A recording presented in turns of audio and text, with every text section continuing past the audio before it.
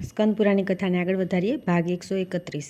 ભદ્ર બોલ્યા, રાજેન્દ્ર, જે પોતાની અંદર બિરાજમાન સચ્ચિદાનંદ ઘન પરમાત્માને જોતા નથી તેમના માટે બાહ્ય તીર્થ જળથી ભરેલા જળાશય માત્ર છે અને દેવતા પથ્થર અને માટીની મૂર્તિ માત્ર છે. જો પરમાત્મા તત્વનું જ્ઞાન છે ત્યારે તીર્થો અને દેવતાઓના ચિન્મય સ્વરૂપના દર્શન થાય છે. આ પૃથ્વી પર અનેક તીર્થ છે, અનેક પુણ્યપ્રદ દેવ મંદિર છે અને પુણ્યસલીલા પવિત્ર નદીઓ તથા પાવન જળવાળા સમુદ્ર છે. આ પૃથ્વી સ્થાને સ્થાને બહુ પુણ્યદાયી છે. કૃષ્ણ, વિષ્ણુ, ઋષિકેશ, શંખી, ગદી, ચતુર્ભુજ, મહાબાહુ, પ્રભાસવાસી, દૈત્યસુદન, વરાહ, વામન, નરસિંહ, બલ, અર્જુન, શ્રીરામ, પરશુરામ, બલરામ, પુરુષોત્તમ, પુંડરીક્ષ, ગદા, પાણી, રાઘવ, શત્રુદમન, ગોવિંદ, જય, ભૂધર, જનાર્દન, સૂર્ય, શ્રીધર, હરિ, યોગીશ્વર, કપિલેશ્વરનાથ, શ્વેત, દીપપતિ, બદ્રિકાશ્રમવાસી, નર, નારાયણ, પદ્મનાભ, સુનાભ, હયગ્રીવ, દ્વિજનાથ, ધરાનાથ, સાંગપાણી, દામોદર, જગન્નાથ તથા સર્વ પાપહારી હરિ એ જ દેવાધિદેવ શ્રી વિષ્ણુના સ્થાન છે. આ બધા તીર્થોમાંથી જ્યાં પણ મનુષ્યો જાય છે ત્યાં બધા પાતકોથી મુક્ત થઈ જાય છે. ગંગા, યમુના, ગોદાવરી, શતદ્રુ, વિંધ્યા, પયોદા,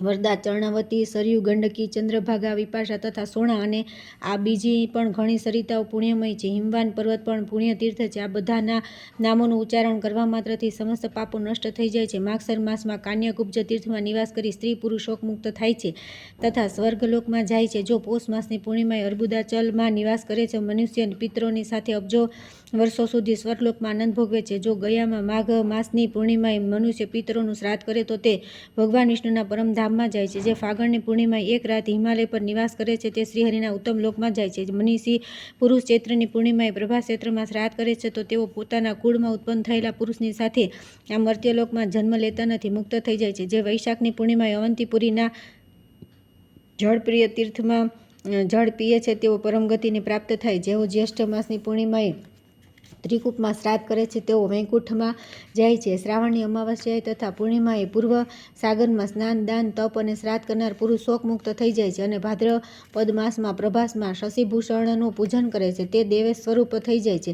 જે આસો માસમાં ચંદ્રભાગાના તટ પર શ્રાદ્ધ કરે છે અને સ્નાન કરે છે તે સ્વર્ગલોકમાં નિવાસ કરે છે. જે અષ્ટાક્ષર મંત્ર ઓમ નમો નારાયણના જપ કરીને ચાર ભુજાધારી નારાયણનું ધ્યાન ધરે છે તે વૈકુંઠ ધામમાં જાય છે. બધા મહિનામાં કાર્તિક શ્રેષ્ઠ છે. કાર્તિકમાં પણ ભીષ્મ પંચક શ્રેષ્ઠ છે. તેમાં પણ દામોદર તીર્થમાં જળમાં દ્વાદશી તીર્થનું સ્નાન સૌથી શ્રેષ્ઠ છે. આ દામોદરમાં સ્નાન કરી મનુષ્ય સર્વ પાપોથી મુક્ત થઈ જાય છે. દામોદર તીર્થમાં જેમનું મૃત્યુ થઈ જાય તે શ્રીહરિના વિગ્રહમાં નિવાસ કરે છે. સંસારમાં કદી જન્મ લેતા નથી.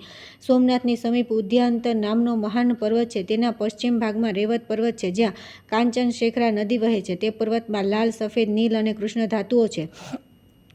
તેમાં કેટલાક પથ્થર હાથીના આકારના છે અને બીજા સુવર્ણ જેવા છે. બ્રાહ્મણ, ક્ષત્રિય, વૈશ્ય, શૂદ્ર અને શૂદ્રના સેવક તે પર્વતનું સદા સેવન કરે છે. અનેક પક્ષીઓનો ત્યાં કલરવ સંભળાય છે. પશુ, પક્ષી, સર્પ અને કીટ, પતંગ વગેરે જે પણ જીવ ત્યાં મૃત્યુ પામે છે તેઓ ઉત્તમ ગતિને પામે છે. આ નદી પાતાળમાંથી પૃથ્વીને ફોડીને આવી છે. ઇન્દ્રે પણ આ સ્વર્ગમાંથી અહીં આવીને ઉત્તમ યજ્ઞ કર્યા અને અતિશય ઉત્તમ પદ પ્રાપ્ત કરીને વ્યાધિરહિત સ્વર્ગલોકને પ્રાપ્ત કર્યો. કાર્તિકમાં રાજા બલિએ ત્યાં આવીને ઘણા દાન આપ્યા. હરિશ્ચંદ્ર, નિશિબી, નલ, નહુસ, નાભાગ તથા અંબરીશ વગેરે પણ ત્યાં અનેક સત્કર્મો કર્યા છે. શ્રેષ્ઠ બ્રાહ્મણોને વિવિધ પ્રકારના વસ્ત્ર, છત્ર અને રસ મિશ્રિત અન્નદાન કરીને તેઓ વિષ્ણુલોકમાં ગયા, જ્યાંથી પુનઃ મૃત્યુલોકમાં પુનરાવૃત્તિ થતી નથી. જે તે તીર્થના બ્રાહ્મણોને ભક્તિપૂર્વક પત્ર, પુષ્પ, ફળ અને જળનું દાન કરે છે તે જળાશય ભગવાન વિષ્ણુને પ્રાપ્ત થાય છે. જે ક્ષુધાતુર મનુષ્ય માટે થોડું પણ અન્નદાન કરે છે તેને ચંદ્રલોકની પ્રાપ્તિ થાય છે. દામોદરની આગળ 1 મહિનો ઉપવાસ કરવાથી મનુષ્ય વૈકુંઠ ધામમાં જાય છે, જ્યાંથી પાછો આવતો નથી. જેમ દામોદરની આગળ 5 પથ્થરનું મંદિર બનાવે છે તે ભગવાન શ્રીહરિના ધામમાં જાય છે. જે શ્રી ભગવાનનું સુંદર મંદિર બનાવડાવે છે તે બ્રહ્મને પ્રાપ્ત થાય છે. જે દામોદર મંદિર પર પચરંગી ધજા ચડાવે છે તે તેના તંતુઓ જેટલા દિવ્ય વર્ષો સુધી સ્વર્ગલોકમાં નિવાસ કરે છે. ત્યાંથી 2 કોસ દૂર વસ્ત્રપથ નામનું ઉત્તમ ક્ષેત્ર છે જેના દર્શન કરવાથી સર્વ પાપ નષ્ટ થઈ જાય છે અને પુનરાવૃત્તિ રહિત પરમધામની પ્રાપ્તિ થાય છે. સ્ત્રી કે પુરુષ જે પણ સંસાર બંધનનો નાશ કરનારા ભગવાન શિવનું પૂજન કરે છે તે શિવલોકમાં પૂજાય છે. ભદ્રની આ વાત સાંભળીને રાજા ગજ કાર્તિકી પૂર્ણિમાનું તીર્થ્ય કૃત્ય કરવા માટે ઋગ, યજુ અને સામવેદના જ્ઞાતા બ્રહ્મજ્ઞાતિઓમાં શ્રેષ્ઠ બ્રાહ્મણો, ક્ષાત્ર, ધર્મપરાયણ ક્ષત્રિયો, દાનપરાયણ વૈશ્યો તથા સેવાકુશળ શૂદ્રોને સાથે લઈને તે તીર્થોમાં આવ્યા અને અનેક પ્રકારના દાન આપીને અગ્નિમાં હોમ કરીને અગ્નિષ્ટોમ તથા અશ્વમેઘ વગેરે યજ્ઞોનું અનુષ્ઠાન કર્યું. તે તીર્થમાં કેટલાય ઉપાસકો ગાયત્રી મંત્રના જપ કરતા અને કેટલાક લોકો મનમાં સાવિત્રી અને સરસ્વતીનું ધ્યાન કરતા હતા. કેટલાય બ્રાહ્મણો બ્રહ્માજી દ્વારા સંકલિત પવિત્ર વૈદિક સૂક્તોના પાઠ કરતા હતા અને બીજા લોકો દ્વાદશાક્ષર ઓમ નમઃ ભગવતે વાસુદેવાય મંત્રના જપ કરતા હતા. બધા શાસ્ત્રોને જોઈને અને વારંવાર તેમના પર વિચાર કરીને એકમાત્ર એ જ સિદ્ધાંત દ્રઢ કરવામાં આવ્યો છે કે સદા ભગવાન નારાયણનું ધ્યાન કરવું જોઈએ. મહાદેવજી સિવાય બીજું એવું કોઈ નથી જે પતનમાંથી ઉગારે. ચંદ્રમા અને સૂર્ય વગેરે ગ્રહ વારંવાર જઈને પાછા આવે છે, પરંતુ દ્વાદશાક્ષર મંત્રના જપ કરનાર ભક્તો આજે પણ પાછા આવતા નથી. જેણે હરિ આ 2 અક્ષરોને એકવાર પણ ઉચ્ચારણ કરી લીધું તેણે મોક્ષધામ સુધી પહોંચવા માટે જાણે કમર બાંધી લીધી છે. એક ભક્ત વ્રત, નક્ત વ્રત, રાત્રે જમવું, અયાચિત વ્રત, માગ્યા વિના મળે તે જ ખાવું અને ઉપવાસ વ્રત, આ તથા બીજા પણ વ્રત છે તેમનું ભગવાન દામોદરની આગળ અનુષ્ઠાન કરીને મનુષ્ય કૃતકૃત્ય થઈ જાય છે. રાજા ગજ ઋષિઓની સાથે ત્યાં બેસીને વાર્તાલાપ કરી જ રહ્યા હતા એટલામાં તો ત્યાં હજારો વિમાન આવી ગયા. તેઓ પત્ની તથા દેશવાસીઓ સહિત આરૂઢ થઈને અનામય પદને પ્રાપ્ત થઈ ગયા. જે મનુષ્ય સદા પ્રસંગને વાંચે અથવા સાંભળે છે તે સર્વ પાપોથી મુક્ત થઈને વિષ્ણુલોકમાં જાય છે. ત્યાર પછી આવે છે તીર્થમાં પૂજન, શ્રાદ્ધ અને દાનનો મહિમા. ગૃહસ્થના માટે આચરવા જરૂરી એવા શિષ્ટાચાર, દાન અને શ્રાદ્ધનો ઉપદેશ.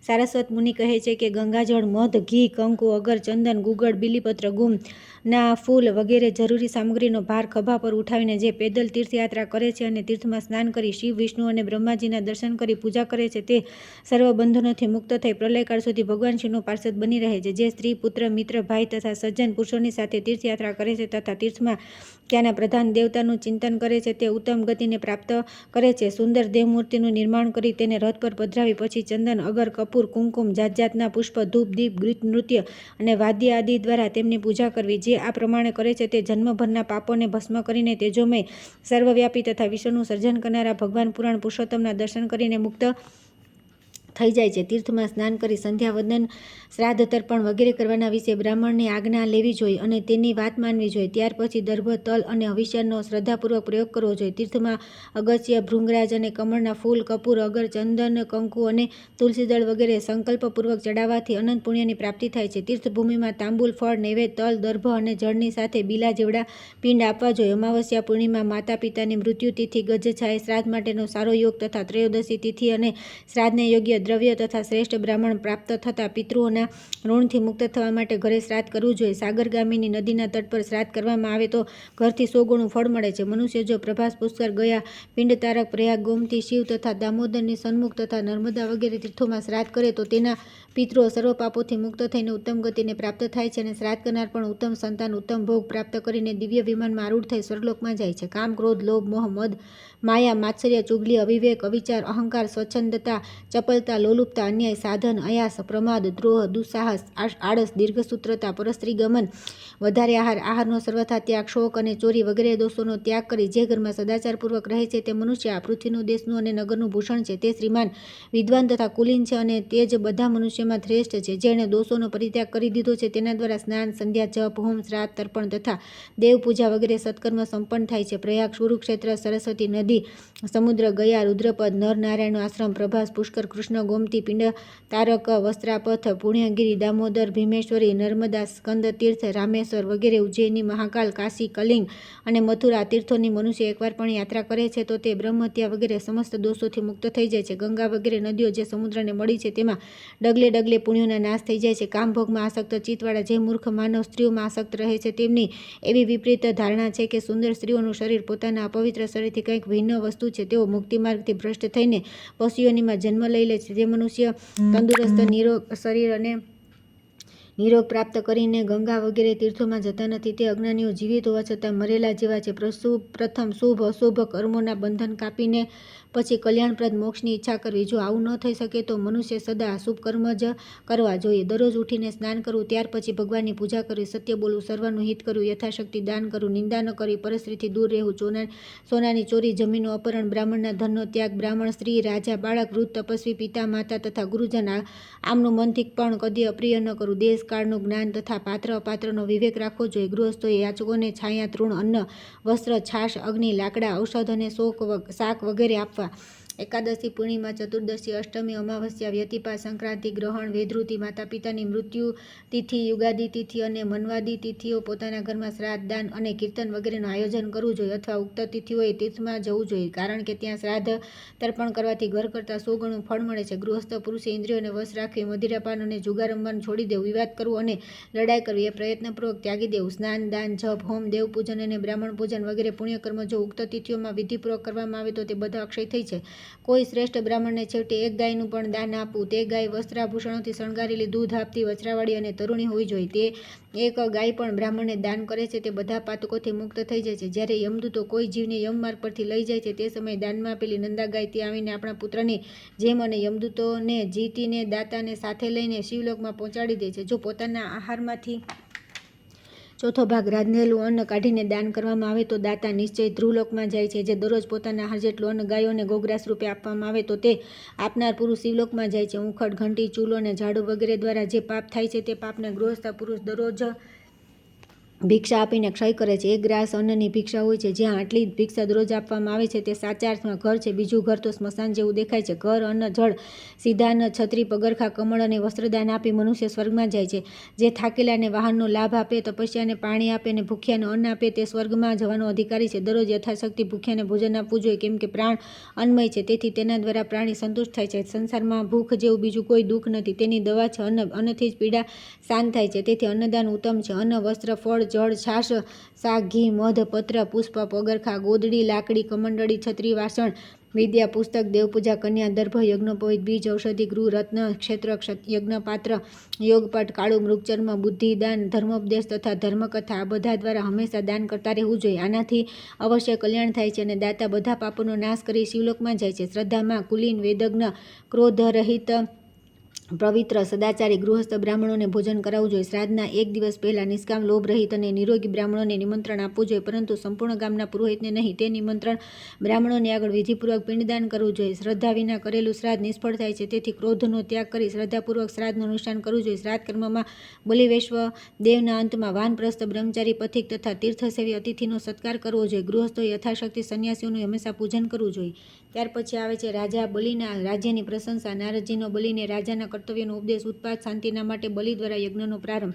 મહાબળવાન ભગવાન ઋષિ હિરણ્યકશિપુને મારીને ત્રિલોકનું રાજ્ય ઇન્દ્રને આપી દીધું. હિરણ્યકશિપુના કુળમાં બલિ પેદા થયા. તેઓ બહુ બળવાન હતા. તેમણે આ પૃથ્વીનું એક છત્ર શાસન કર્યું. તેમના રાજ્યમાં સંપૂર્ણ પૃથ્વી ખેડ્યા વાવ્યા વિના જન પેદા કરતી અને હરિયાળી ખેતીથી સુશોભિત હતી. વૃક્ષોમાં સુગંધિત પુષ્પ અને રસાળ ફળ આવતા હતા. વૃક્ષોમાં ડાળીના મૂળ ભાગ સુધી ફળ લટકતા હતા. તેમના પાને પાને મધ ટપકતું હતું.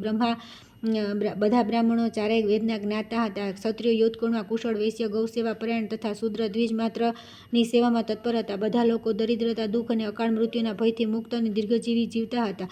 પૃથ્વી પર રાત્રિના સમયે દીવાઓનો એટલો પ્રકાશ હતો કે રાત્રિ દિવસ જેવી લાગતી હતી. જેમ દેવતાઓ દેવલોકમાં સુખપૂર્વક વિહાર કરે છે તે જ પ્રમાણે મનુષ્ય પૃથ્વી પર આનંદપૂર્વક રહેતા હતા. પૃથ્વી સ્વર્ગ જેવી થઈ ગઈ હતી અને ત્યાં રાજા બલિ રાજ્ય કરતા હતા. દેવતાઓ અને દાનવોમાં પરસ્પર યુદ્ધ થતું ન હતું. એક સમયની વાત છે. નારદજી રાજા બલિના ભવનમાં પધાર્યા. બલિએ તેમને આસન, પાદ્ય અને અર્ધ્ય આપી તેમનો સત્કાર કર્યો. પછી બધા દૈત્યો અને દાનવો બેસી ગયા. તે સમયે શુક્રાચાર્ય સહિત બલિએ નારદજીને કહ્યું કે દેવર્ષિ, આ રાજ્ય, આ પત્ની, મારા પુત્ર અને હું બલિ બધા તમારી સેવામાં પ્રસ્તુત છીએ. આ બધામાંથી જેમનું જે કાર્ય હોય તે કહો. નારદજીએ કહ્યું કે રાજન, જે બ્રાહ્મણો યજમાનની ભક્તિથી સંતુષ્ટ થઈ જાય છે તેમને ભૂમિદેવ કહ્યા છે. તમે મારું સારી રીતે પૂજન કર્યું એનાથી હું બહુ પ્રસન્ન છું. મારે ધનથી કોઈ પ્રયોજન નથી. હું તમારા રાજ્યથી, તમારા યજ્ઞ, દાન અને વ્રતોથી બહુ સંતુષ્ટ છું. હું જોઉં છું કે દેવતાઓ દ્વારા તમારું થોડું અપ્રિય કાર્ય કરવામાં આવ્યું ત્યારે તમારા દ્વારા સારી રીતે પૂજિત હોવા છતાં પણ દેવરાજ ઇન્દ્ર સંતુષ્ટ દેખાતા નથી. મેં સાંભળ્યું છે કે દેવતાઓના પ્રયત્નથી પૃથ્વી પર તમારા રાજ્યનો ઉચ્છેદ થશે. આ સાંભળી તમને જે યોગ્ય લાગે તે તરત કરો. રાજા બલિએ પૂછ્યું, પ્રભુ, રાજા કયા ગુણોથી રાજ્ય કરે છે એ જણાવો. દાન સુપાત્રને આપવું જોઈએ કે અપાત્રને?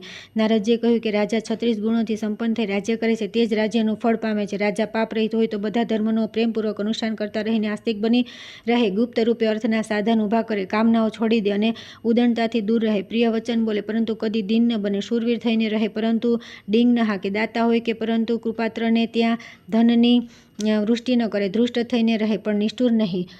દુષ્ટોથી સંધિ અને ભાઈ બંધુઓથી વિરોધ ન કરે. દુષ્ટ પુરુષ પાસે ગુપ્તચરનું કામ ન લે. કોઈને સતાવીને પોતાનો સ્વાર્થ સિદ્ધ ન કરે. અર્થને સમજે. જ્યાં આપત્તિમાં પડ્યો હોય ત્યાં પોતાના ગુણોના વખાણ ન કરે. સાધુ પુરુષોનો વિરોધ ન કરે. અસાધુ પુરુષોના આશ્રય ન લે.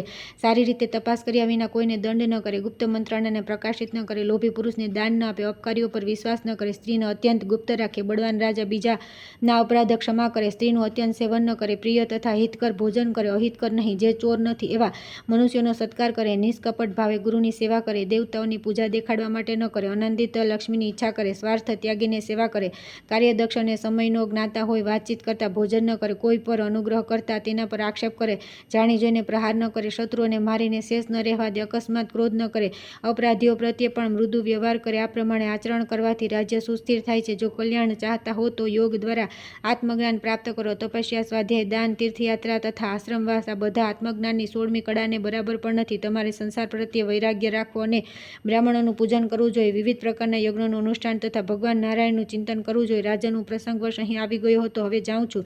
આમ કહીને નારદજી ચાલ્યા ગયા. ત્યાર પછી દૈત્યોને અપશુકન દેખાવા લાગ્યા. રાત્રે શિયાળો નગરમાં પ્રવેશ કરી વિકૃત સ્વરમાં રડતી હતી. દૂષિત અવાજ કરનારા કાગડા દિવસ રાત નગરમાં આવતા જતા હતા. ભયંકર વિષવાળા કાળા સાપ ઘરોમાં ફરતા હતા. કાગડા, ગીધ અને બગલા પાગલ જેવા થઈને નગર પર ફરતા હતા. ગાયો અને હરિયાણોના ગર્ભ ઊંધા પેદા થતા હતા. ગાયોના દૂધમાં ઘી નીકળતું ન હતું, તેલમાં તેલ ન હતું. દેશવાસી આપસમાં દરરોજ લડતા હતા. મેઘ કોપાયમાન થઈને સમયે મુશળધાર પાણી વરસાવતા હતા. વાદળ ભારે ગર્જના કરતા હતા અને કરાનો વરસાદ વરસાવતા હતા. ગામડામાં ઘુવડ બોલતા હતા. વારંવાર ભૂકંપ થતો હતો. દિશાઓમાં દવ લાગતો હતો. કૂતરાઓના ટોળા ઊંચા મોઢા રાખીને લડતા હતા. રાજા બલિના રાજ્યનો વિનાશ આવી પહોંચ્યો હતો. દિવસે પૂંછડિયા તારાનો ઉદય થતો હતો. સૂર્યમંડળ ધૂંધળું દેખાતું હતું. દિવસે તારા ગણી શકાતા હતા. મંત્રીઓ ગુપ્ત મંત્રણામાં સામેલ થઈને પછી ફૂટી જતા હતા. ઘીની આહુતિ આપવા છતાં અગ્નિ પ્રજ્વલિત થતો ન હતો. પ્રચંડ આંધી ચાલવાથી વૃક્ષો સ્થિર રહેતા ન હતા. આકાશમાં ધૂળથી ઢંકાઈ જતું હતું અને આવા અનેક ઉત્પાતો રાજા બલિને ત્યાં થવા લાગ્યા. વામનજીનો અવતાર થયા પછી દૈત્યોના ઘરોમાં ભયંકર વિષાદ અને સ્વપ્ન દર્શન થતા હતા. ત્યારે દૈત્યરાજ બલિ કવચ ધારણ કરીને યાત્રા કરતા ત્યારે સેના સહિત તેમની સામે એવા અપશુકન થતા કે જેના કારણે યાત્રા કરનાર પુરુષ પણ પોતાને ઘેર કુશળતાપૂર્વક પાછો ન ફરે. જ્યારે તેઓ ઘરે રહેતા અને રાજ્ય કરતા ત્યારે તેમના શરીરને સુખ મળતું ન હતું. આખું શરીર અને માથામાં પીડા થતી હતી. તેઓ તાવગ્રસ્ત થતા, ન સુખે સૂઈ શકતા, ન ખાઈ શકતા, ન પી શકતા. પ્રજા પણ અનેક પ્રકારની વ્યાધિઓથી ગ્રસ્ત હતી. જગતની આવી વિપરીત દશા જોઈને બલિનું ચિત્ત વ્યાકુળ થઈ ગયું. તેઓ અત્યંત દુઃખી થઈને બ્રાહ્મણો સાથે બેસીને વિચાર કરવા લાગ્યા કે આ શું છે. બલિએ પરાભક્તિ યુક્ત થઈને પોતાના ગુરુને બોલાવી સભામાં બેસાડ્યા અને કુશળ સમાચાર પૂછ્યા અને કહ્યું, ગુરુદેવા, આ સંપૂર્ણ જગત વિપરીત દશાને પ્રાપ્ત થયું છે. આનું કારણ શું છે? શુક્રાચાર્ય બોલ્યા, રાજન, ઉત્પાત શાંતિ માટે બ્રાહ્મણો અને ક્ષત્રિયોએ સાથે એક 12 વર્ષના યજ્ઞનું આયોજન કરો, જેમાં સરસોની દક્ષિણા આપવામાં આવતી હોય. ઋષિ, બ્રાહ્મણ, મુનિ અને બ્રહ્મચારી જે દૂર દૂર રહેવાવાળા છે તે બધા મહાયજ્ઞમાં પધારે. નગરની પૂર્વ દિશામાં યજ્ઞ મંડપ બનાવવો જોઈએ. જેની જેવી રુચિ હોય તેવી વસ્તુ તેને દાનમાં આપવી જોઈએ. આવું જ કરીશ કહીને બલિરાજા તરત યજ્ઞ પ્રારંભ કરવા તૈયાર થયા અને યજ્ઞ કર્મમાં કુશળ બ્રાહ્મણોને બોલાવીને બોલ્યા કે મારે યજ્ઞની દીક્ષા લઈને સર્વસ્વની દક્ષિણા આપવી છે. આમાં બ્રાહ્મણો યાચના કરે ત્યારે તેમને સર્વસ્વ આપી દેવા તત્પર રહેવું જોઈએ. હું યાચના કરવાથી પોતાના પુત્ર, મિત્ર તથા શરીરને પણ આપી દઈશ. આ યજ્ઞમાં મારે બ્રાહ્મણો માટે સદા દાન કરવું જોઈએ. કોઈના કહેવાથી મારે પણ રોકાવું ન જોઈએ. દાન આપવાનો નિશ્ચય મેં પૂર્ણરૂપે કરી લીધો છે. અનેક યોજન વિસ્તૃત મંડપ બનાવીને તેમાં સૌને દાન, ભોજન અને વસ્ત્ર આપવામાં આવે. સપ્તર્ષિઓ અંતરિક્ષમાં આ પૃથ્વી પર આવ્યા. બધા દેવતાઓ પણ ઉપસ્થિત થયા. પૃથ્વી પર જે શ્રેષ્ઠ બ્રાહ્મણ હતા તે પણ આવ્યા. ક્ષત્રિયો, નર્તક અને યાચક પણ આવ્યા. વેદ મંત્રોના ધ્વનિ સાથે ગીત વાદ્યો પણ શરૂ થયા. આપો આપો યાચનાનો અવાજ ત્રણેય લોકને બહેરા કરી દેતો હતો. ન આપો અથવા થોડું આપો આવી કોઈ વાત મુખેથી નીકળતી ન હતી. જે યાચક જે વસ્તુની યાચના કરતો અને તે આપવામાં આવતી હતી. કોઈ એક બ્રાહ્મણ એવો ન હતો કે તે બહુ યાચના કરે. સામે આપવા છતાં બ્રાહ્મણો ભોજન, વસ્ત્ર સુદ્ધા લેતા ન હતા, કેમ કે તે બધા રાજા બલિના રાજ્યથી બહુ સંતુષ્ટ હતા. ધન લઈને શું કરે? આ પ્રમાણે સરસ્વની દક્ષિણાથી યુક્ત તે મહાયજ્ઞ પ્રારંભ થયો. ત્યાં કોઈ નાચતા, કોઈ ગાતા, કોઈ પાઠ અને સ્તુતિ કરતા હતા. બ્રહ્મા, ઇન્દ્ર, સૂર્ય, ચંદ્ર વગેરે દેવતાઓને આહુતિ અને મંત્રોથી અત્યંત પ્રસન્ન કરવામાં આવ્યા. કેટલાક લોકો યજમાન રાજા બલિની પ્રશંસા કરતા અને કેટલાક આચાર્ય કોઈ હોતના ગુણ ગાતા અને કોઈ પરિચારકના દૈત્યો બધું સાંભળતા અને બલિરાજાને જઈને કંઈ કહેતા હતા. બલિ પ્રસન્ન થઈને સૌને મોં માગી વસ્તુ આપી દેતા હતા. ત્યાર પછી આવે છે દેવર્ષિ નારદજીએ વામનજીને મત્સ્ય વગેરે અવતારોની કથા સંભળાવી. નૃસિંહ અવતાર તથા પ્રહલાદની કથા.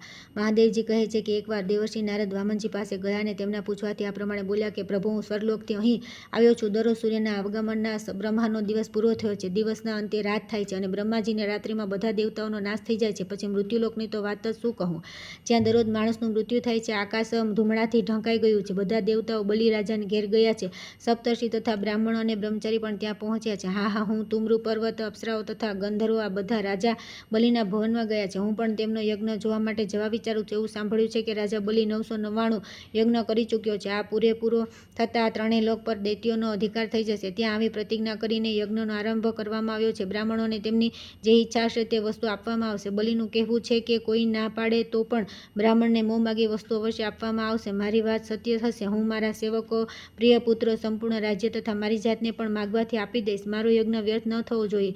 તેમની આ અહંકારભરી વાતથી મારા માથામાં દુખાવો થવા લાગ્યો. ભલા આ પ્રમાણે પ્રતિજ્ઞા કરીને કઈ રીતે યજ્ઞ પૂર્ણ થશે? તમે જ તે યજ્ઞના વિધ્વંસમાં કારણ બનશો. એ જાણીને હું તમારી પાસે આવ્યો છું. તમે આ પ્રસંગે એવી યુક્તિ કરો જેથી તે યજ્ઞ પૂરો ન થાય. વામનજીએ કહ્યું કે મહર્ષિ, મને એ કહો કે હું કોણ છું, મારી કેવી શક્તિ છે, હું કયા કારણે યજ્ઞમાં પૂર્તિમાં કારણ ઊભું કરીશ. જ્યારે આ યજ્ઞમાં બધા દેવતા આવ્યા છે, બધા ઋષિ અને બ્રાહ્મણો પણ સામેલ થયા છે, ત્યારે એ વ્યર્થ કઈ રીતે થશે? નારદજી બોલ્યા કે પ્રભુ, એકવાર બ્રહ્માજીએ ભગવાન વિષ્ણુને કહ્યું કે અરે, વેદો વિના હું સૃષ્ટિ કઈ રીતે કરીશ? વેદ નષ્ટ થઈ ગયા છે, તેમને હું જાણતો નથી. તું કોઈ સ્થાન પર છે કે નીચે ચાલ્યા ગયા છે? મારામાં જળની અંદર જવાની શક્તિ નથી. તમારે 10 અવતાર ધારણ કરીને સૃષ્ટિની રક્ષા કરવી જોઈએ. તેથી તમે જળતર મત્સ્ય થાઓ અને તરત વેદોને શોધી લાવીને મને આવવાની કૃપા કરો. તેમના આ પ્રમાણે કહેવાથી શ્રીહરિએ જળમાં મત્સ્યરૂપ ધારણ કર્યું અને વેદોને લાવીને બ્રહ્માજીને આપી દીધા. ત્યાર પછી કોઈ સમયે બ્રહ્માજી ફરી પ્રાર્થના કરી, પ્રભુ, તમે કચ્છરૂપ ગ્રહણ કરીને મંદ્રાચલને પીઠ પર ધારણ કરો. સમુદ્ર મંથનથી પ્રગટ થઈ લક્ષ્મીજી તમને વરસે. બ્રહ્માજીના આમ કહેવાથી શ્રીહરિએ કચ્છરૂપ ધારણ કર્યું. સમુદ્ર મંથન સમયે તમારું તે અદ્ભુત ચરિત્ર મેં તમારી આંખે જોયું છે. ત્યાર પછી સમુદ્રના જળમાં ડૂબીને પૃથ્વી રસાતલમાં ચાલી ગઈને ક્યાંય જોવા ન મળી. ત્યારે બ્રહ્માજીની પ્રેરણાથી તમે મહાવરાહનું રૂપ ધારણ કર્યું અને સમુદ્રની નીચે જઈ પોતાની દાઢોના અગ્રભાગ પર પૃથ્વીને ઉઠાવી પછી જળની ઉપર લઈ આવીને પૃથ્વીની યથાસ્થાને મૂકી દીધી. તે તમારો પરમ મનોહર ત્રીજો અવતાર હતો, જેના દ્વારા તમે પર્વતો સહિત પૃથ્વીને સ્થાપિત કરી. હવે તમારા અત્યંત ભયંકર ચોથા નૃસિંહ અવતારની કથા કહું છું. અદિતિના પુત્ર આદિત્ય કહેવાય છે અને અદિતિના પુત્ર દૈત્ય. પૂર્વકાળમાં દિતિના 2 મહાબળી પુત્ર થયા. એકનું નામ હતું હિરણ્યકશિપુ અને બીજાનું નામ હિરણ્યાક્ષ. સ્વર્ગલોકમાં દેવતા રહેતા હતા અને પાતાળમાં દૈત્ય તથા દાનવોનું રાજ્ય હતું. હિરણ્યકશિપુનું રાજ્ય રસાતળમાં હતું. દેવતા અને દાનવોએ મળીને મનુના પુત્રોને પૃથ્વીના રાજ્ય પર સ્થાપિત કર્યા. હિરણ્યકશિપુએ આ વ્યવસ્થા તોડી નાખી અને તેને યુદ્ધમાં ઇન્દ્રને પરાસ્ત કરીને 7 દ્વીપોવાળી પૃથ્વી તથા અમરાપુરીને પણ પોતાના અધિકારમાં કરી લીધી. બધા ભોગો પર અધિકાર કરીને તે અસુર પોતાના પુત્ર અને પૌત્રો સાથે રાજ્યભોગ કરવા લાગ્યો. તેણે તપસ્યા દ્વારા બ્રહ્માજીને સંતુષ્ટ કર્યા અને બ્રહ્માજીએ તેને મોંમાગ્યું વરદાન આપવાનો સ્વીકાર કર્યો. તે દૈત્ય આ પ્રમાણે માગ્યું, સુરશ્રેષ્ઠ, મને અમરત્વ પ્રદાન કરો. દેવતાઓએ અને મનુષ્યોએ દ્વારા મારું મૃત્યુ ન થાય. જો મૃત્યુ થાય તો જ તેવા પુરુષના હાથે થાય જેનું સ્વરૂપ થોડું સિંહનું અને થોડું મનુષ્યનું હોય, જે સંપૂર્ણ પૃથ્વીને ધારણ કરનાર હોય. તેની થપ્પડોથી વિદીર્ણ થઈને મારું મૃત્યુ થાય. એવમ વસ્તુ કહીને બ્રહ્માજી ચાલ્યા ગયા. દૈત્યરાજ હિરણ્યકશિપુ પણ પોતાના સ્થાન પર ગયો. થોડો સમય વ્યતીત થઈ ગયા પછી તેના મનમાં દેવતાઓ પ્રત્યે ભારે શત્રુતા થઈ. તે વિચારવા લાગ્યો કે દેવતા મારું શું કરી લેશે? વિષ્ણુ સાથે મારે શું પ્રયોજન છે તથા રુદ્ર પણ મારું શું બગાડી લેશે? તમામ યજ્ઞો દ્વારા સદા મારી જ આરાધના થવી જોઈએ. તે દૈત્યનો વર્તાવ તો એવો હતો, પરંતુ તેનો પુત્ર પ્રહલાદ શ્રીહરિની સ્તુતિ કરતો હતો. જેમના હાથે હિરણ્યકશિપુનું મૃત્યુ થવાનું છે તે જ ભગવાન વિષ્ણુની તેઓ ભક્તિ કરવા લાગ્યા. જ્યારે તેમને બીજી વાતો શીખવવામાં આવતી હતી છતાં તેઓ હરિહરિનું જ કીર્તન કરતા હતા. જેઓ 4 ભુજાઓથી સુશોભિત શંખ, ચક્ર, ગદા અને ખડગ ધારણ કરનારા, પીતાંબરધારી, કૌસ્તુભમણિથી પ્રકાશિત તથા સંપૂર્ણ જગતના એકમાત્ર સ્વામી છે, જેઓ સ્મરણ કરવા માત્રથી મોક્ષ આપે છે, તે ભગવાન વિષ્ણુનું સદા સ્મરણ કરું છું. તેમની આ વાતથી દૈત્ય ક્રોધિત થઈ ગયો અને બીજા દૈત્યો કહ્યું કે મારા દુષ્ટ પુત્રને તમે હાથી, સર્પ, અગ્નિ અને જળ દ્વારા મારી નાખો. પ્રહલાદ બોલ્યા, દૈત્યરાજ, હાથીમાં પણ વિષ્ણુ છે, સર્પમાં પણ વિષ્ણુ છે, જળમાં પણ વિષ્ણુ છે અને સ્થળમાં પણ વિષ્ણુ છે. તમારામાં અને મારામાં તે જ વિરાજમાન છે. વિષ્ણુ વિના આ દૈત્યોનો સમુદાય પણ નથી. હંમેશા પ્રહલાદને મારવાના પ્રયત્ન કરવામાં આવતા હતા, છતાં તેનું મૃત્યુ થતું ન હતું. આ જોઈને હિરણ્યકશિપુની છાતી ક્રોધાગ્નિથી સળગતી રહેતી હતી. ત્યારે તેણે સ્વયં પુત્રને દંડ કરવા માટે તેની સામે તલવાર ઉગામી અને કઠોર શબ્દમાં ધમકાવી તેને મારી નાખવાની કોશિશ કરી. તે બોલ્યો કે અરે બાળક, તને ધિક્કાર છે. તું નારાયણની સ્તુતિ કરે છે, વારંવાર મારા શત્રુની સ્તુતિ કરે છે, મારા શત્રુના ગુણ ગાય છે. તેથી આ તલવારથી તને હમણાં જ તારું માથું કાપી નાખું. હું જ વિષ્ણુ છું, હું જ બ્રહ્મા છું, હું જ રુદ્ર, ઇન્દ્ર અને વરદાતા પ્રભુ છું. તું તારા પિતાને મૂકીને બીજાની સ્તુતિ કેમ કરે છે? બાળક પ્રહલાદ જ્યારે પિતાની ઈચ્છા પ્રમાણે ભણી ન શક્યા, ત્યાં પોતાના પિતાની સ્તુતિ પણ ન કરી શક્યા, ત્યારે ગુરુજીએ લાકડીથી મારીને ફરી ભણાવવાનો પ્રારંભ કર્યો. પ્રહલાદ બોલ્યા કે જે સર્વવ્યાપી હરિએ ચરાચર પ્રાણીઓ સહિત 3 લોકને ઉત્પન્ન કર્યા, પોષણ કર્યું છે અને પછી તે બધાનું શમન કર્યું છે, તેમની હું સ્તુતિ કરું છું. તે જ વિષ્ણુ, મારા પર પ્રસન્ન થાઓ. બ્રહ્માજી પણ વિષ્ણુ છે, શિવ પણ વિષ્ણુ જ છે. ઇન્દ્ર પણ, વાયુ, અગ્નિ, યમ પણ વિષ્ણુ જ છે. પ્રકૃતિ વગેરે અને તેના 24 તત્વો અને તેમના સાક્ષી 25મા પુરુષ પણ વિષ્ણુ જ છે. તે જ પિતાના, ગુરુના તથા મારા શરીરમાં પણ સ્થિત છે. આવું જાણ્યા પછી પણ કોઈ મરણધર્મા પ્રાણી શ્રી હરિ સિવાય બીજા નીચ મનુષ્યની સ્તુતિ કઈ રીતે કરી શકે? ગુરુજીએ કહ્યું કે શિષ્ય, મનુષ્યમાં નીચ કોણ છે તે જણાવો. પ્રહલાદે કહ્યું કે પુત્ર જન્મ વગેરે સમયે, મૃત્યુ સમયે તથા શુભ અવસરોમાં જેના મુખેથી હરિ આ 2 અક્ષરના ઉચ્ચારણ થતું નથી તે મનુષ્યમાં અધમ છે. ભય, રાજકુળ સાથે સમાગમ, યુદ્ધ, વ્યાધિ, સ્ત્રી સંગ, વિપત્તિ, યાત્રા તથા મૃત્યુ સમયે જે આ પૃથ્વી પર રહીને શ્રીહરિને ભૂલીને માતા પિતાનું સ્મરણ કરે છે તે મૂર્ખ માનવ મનુષ્યમાં અધમ છે. મારા ન તો માતા છે, ન પિતા છે, ન સ્વજન છે, ન સેવક છે, ન હરિ સિવાય મારું કોઈ છે. તેમને જે યોગ્ય લાગે તેમ કરો. આ પ્રમાણે વાતો સાંભળી દૈત્યને બહુ ક્રોધ થયો અને તે મારવાને માટે નજીક આવ્યો. એટલામાં પ્રહલાદની માતાએ આવીને પુત્રને પોતાના પાલવમાં ઢાંકી દીધો અને તેના ભાઈ, સ્વજન તથા બહેન એ બધા આવીને કહેવા લાગ્યા, ભાઈ, તું હરી હરી બોલીશ નહીં. હું તારી માં છું. આ બહેન છે, આ ભાઈઓ છે તથા આ સ્વજનો છે. અમે બધા તમારા પિતાનો આદર કરીએ છીએ, તેથી અમે અહીં જીવી શકીએ છીએ. તેથી તમારે પણ તેમનો આદર કરવો જોઈએ.